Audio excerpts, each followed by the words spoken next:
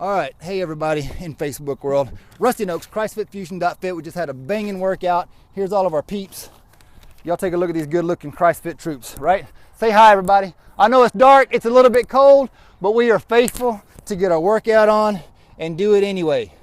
And now we're gonna have a word from our movie, Rocky. And so what's just happened? I love this scene. Have you had a Rocky lesson? You've been here for some of it, right? You know what we're doing.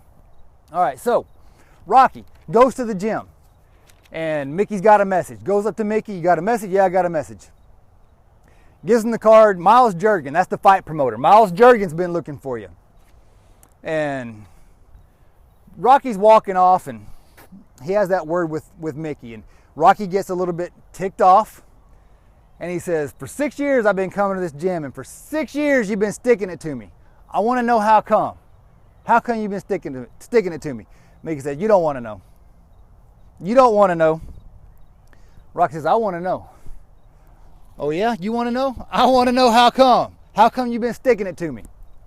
And Mickey tells him and yells at him, says, because you had the potential to be a good fighter and instead you became a loan shark, or you became a leg breaker for a second-rate loan shark, the guy that he's going around collecting money for, right? And we've already kind of had our lesson on that. He is not living up to his potential. And here's the thing about that. As a trainer, I get the frustration. Because y'all have got potential.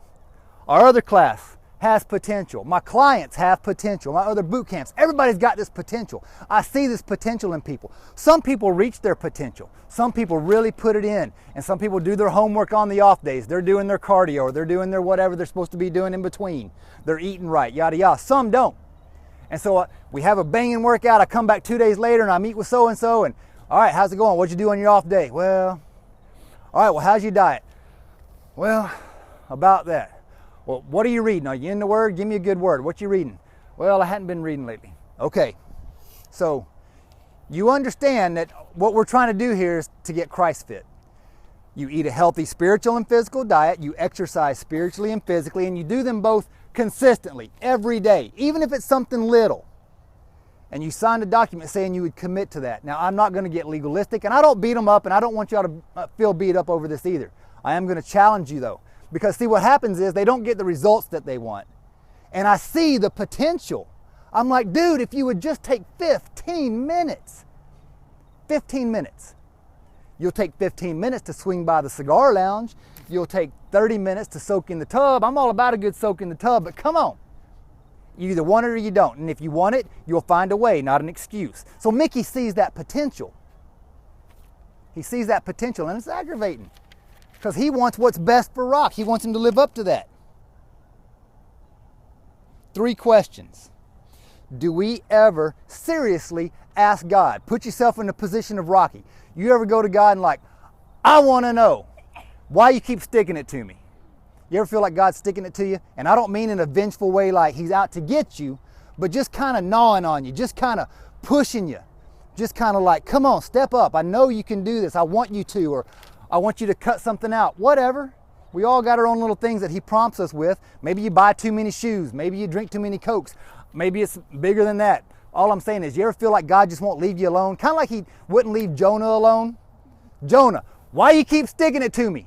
Why am I in the belly of the fish? Because you didn't go to Nineveh like I told you to. If you'd have gone to Nineveh and obeyed, wouldn't none of this be happening. Why you keep sticking it to me? Because you got potential, and your potential is to fulfill your purpose, and your purpose is in Nineveh. And I've had it, and I've asked God, how come? Why? Why? Why? Why are you sticking it to me? And then he tells me. Second question, do we ever ask God and then get an answer that we don't like? And so we choose not to listen to it. We'd be like, start to bargain with God. Well, are you sure? Did you really? God, I know you're telling me to not, but thank you for your grace, because I'm going to keep doing it anyway.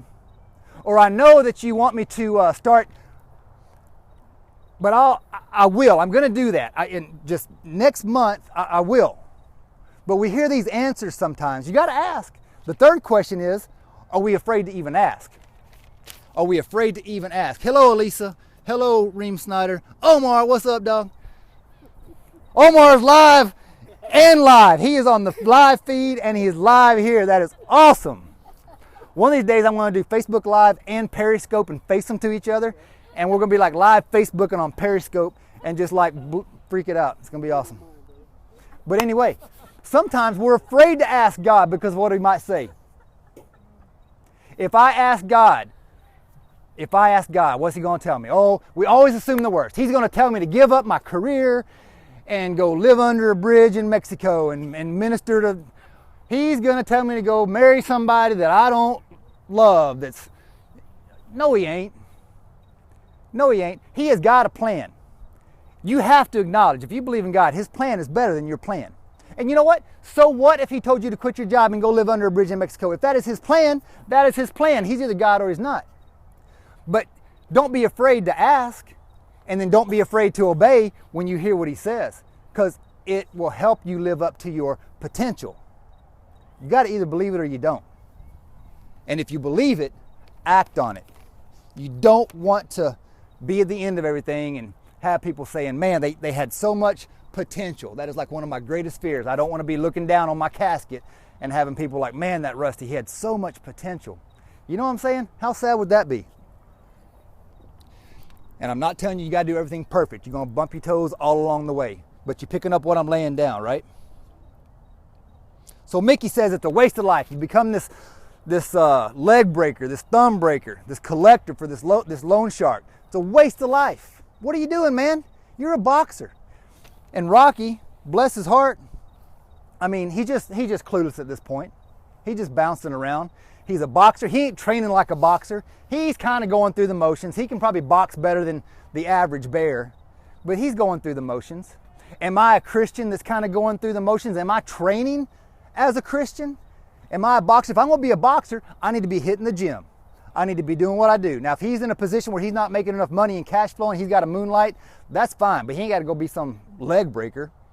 He can at least do something, maybe in his industry, something that helps hone his skills if he's going to be a boxer. So I'm a boxer, but I'm not really training like I'm a committed boxer. I'm a Christian, but am I really training like I'm a committed Christian? Am I training? Or am I like Rocky? Well, it's a living. I'm okay with subpar. I'm satisfied with being mediocre. And don't take this the wrong way. Amy really lined me out on this one time too. Not everybody is called to be a Robert Emmett or a Ed Newton with some ginormous ministry.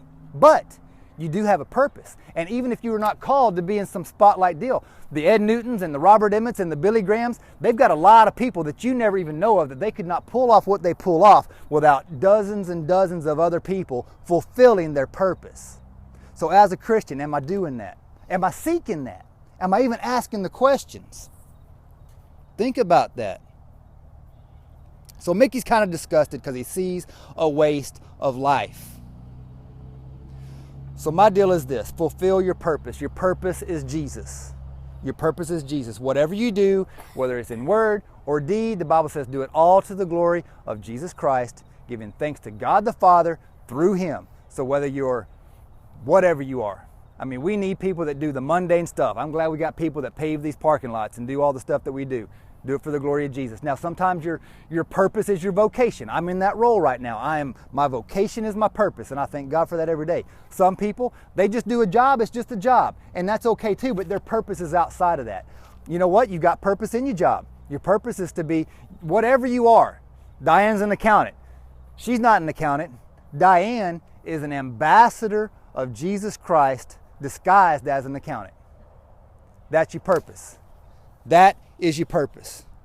So you got to train like you got that purpose. What would people say? What would people say, man, if you really lived out your purpose? What would they say? Now, if you want to see God get back in the schools, if you want to see God back in this country, if you want to see change, everybody wants to see change, it starts with you. It starts with me. It starts with one person. It won't happen overnight, but when enough people start living their purpose. I like this little story. A lot of preachers use it. I love the story every time I hear it. Real short. A little girl, she's on the beach, and the ocean is washing up all these starfish. And there's hundreds, if not thousands, of starfish scattered along the beach. And this little girl, just sweet as she can be, she's just walking along and she's picking up the starfish and she's putting it back in the ocean, and she'll get her another one and put it back in the ocean. Old fella walks along and he says, baby, you know you're not going to be able to save all these starfish.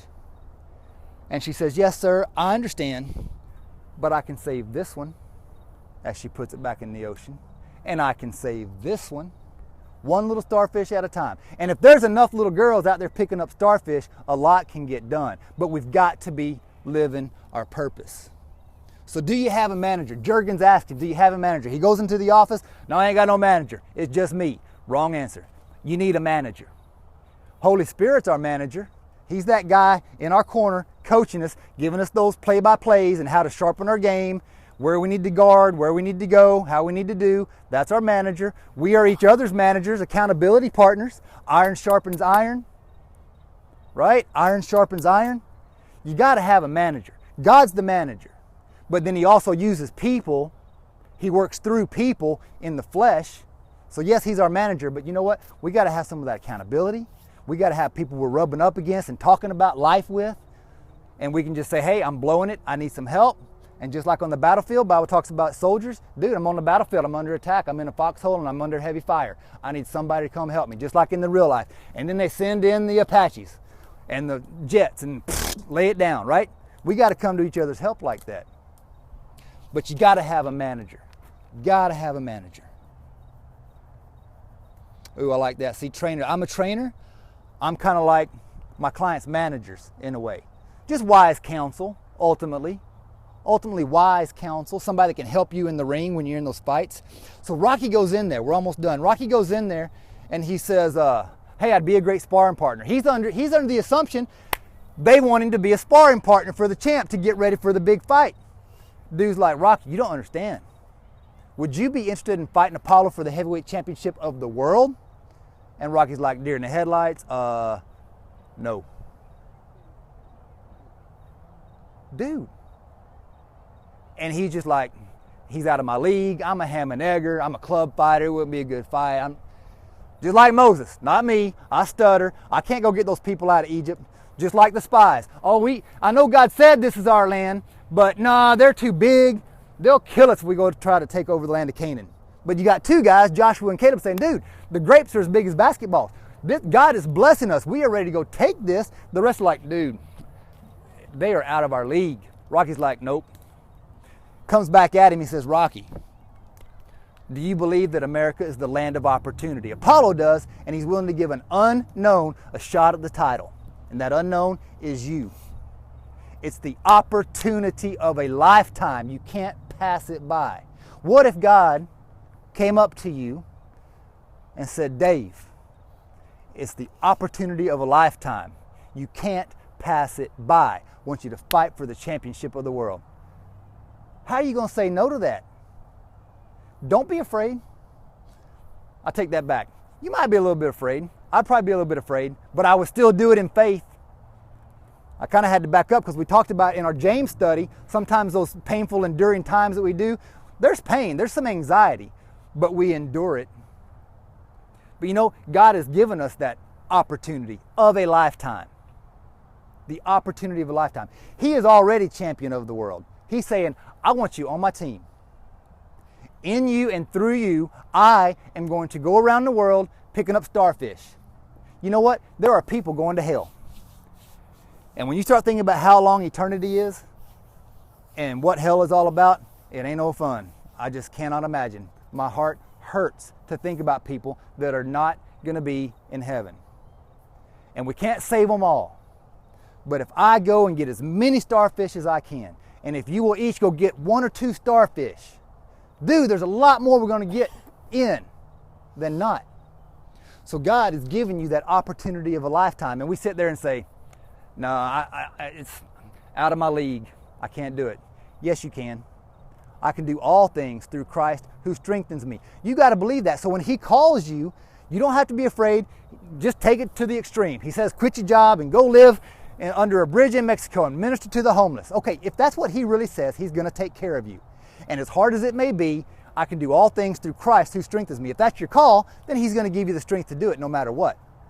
But don't be afraid to ask. He's not going to tell you to do anything that is not going to bring him glory and that he is not going to bless you through. You don't have to be afraid. God is God. He is our dad. I do not give chump gifts to my kids. I bless the mess out of them. Love them. But at the same time, when they're out of line, I stick it to them. I stick it to them. I stick it to them. I stick it to them. I stick it to them. Because they got potential. And if I don't stick it to them, they're not going to live up to that potential. And I stick it to you every week. I stick it to you because I see that potential. And we've got that opportunity of a lifetime. Don't pass it by. So y'all with me? Y'all want to go get some starfish? Does that make a lot of sense? All right, guys. Thank y'all for tuning in. ChristFitFusion.fit. Great word tonight. Great workout. And just holler. Get in touch. Let's do a boot camp. See ya. Love ya. God bless. Bye-bye.